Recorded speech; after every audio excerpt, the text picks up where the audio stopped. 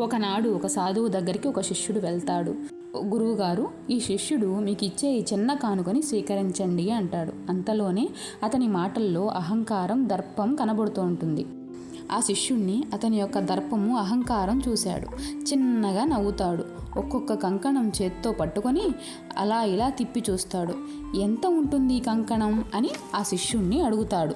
అప్పుడు శిష్యుడు, స్వామి, మీ శిష్యుడు అలా చిన్న చితకా కానుకలు ఇవ్వడండోయ్ అంటాడు. ఒక్కొక్కటి 10 కాసులతో చేశారు అంటారు. అప్పుడు సాధువు అలా ఇలా చూసి ఆ కంకణాన్ని పక్కనే ప్రవహిస్తున్నటువంటి నదిలో అలా విసిరేస్తాడు. ఇక ఈ శిష్యుడు లబో దిబో అని గుండెలు బాధేసుకుంటూ ఉంటాడు. అయ్యో, 10 కాసుల కంకణం అలా నదిలో పారేశాడేంటి గురువుగారు అని అడుగుతారు. వెంటనే నదిలో దూకేస్తాడు. అంతా వెతికేస్తాడు. అయినా ఆ కంకణం దొరకలేదు. మరలా తిరిగి వచ్చి, అయ్యా స్వామి, గురువుగారు దయచేసి ఆ కంకణం ఎక్కడ పడేశారో చెప్పండి అని అంటాడు.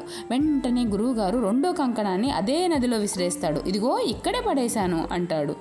ఆ శిష్యుడు అంతా వెతికి కనిపించక గురువుగారి ముందు చేతులు జోడించి అత్యంత వినయంగా బాధపడతాడు. అప్పుడు గురువుగారు, అయ్యో పిచ్చివాడా, ఈ కంకణం కోసం కాదు. ఈ కంకణం చాలా అవసరమే భౌతిక దృష్టితో.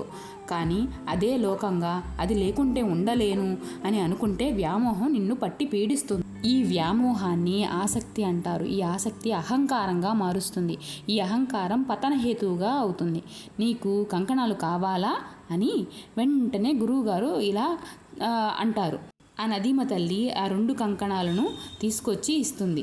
అది ఆ గురువుగారి యొక్క గొప్పతనం. కాబట్టి దేని మీద ఇది కావాలి, ఇదే లోకం అనే ఆసక్తి ఉంటే అది అహంకారంగా మారుతుంది.